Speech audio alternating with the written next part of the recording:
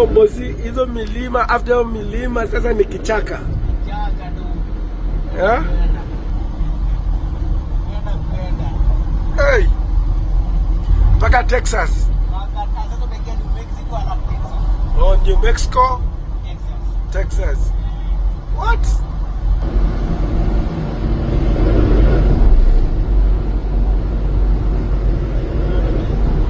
Barabara ni nywe.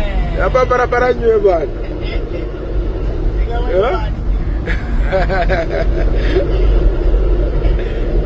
So wewe umeoa mzungu ama bado? Sina haja. Sina haja. Haujaoa? Unajua ni straightforward. Mzungu ni straightforward.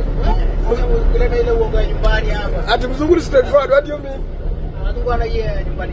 Anakuambia aje? Mzungu lazima uwe straightforward. Kuleta uongo nyumbani unadanganya wasichana hivi. Anakuambia aje sasa? I cannot work with you. Ati I cannot work with you.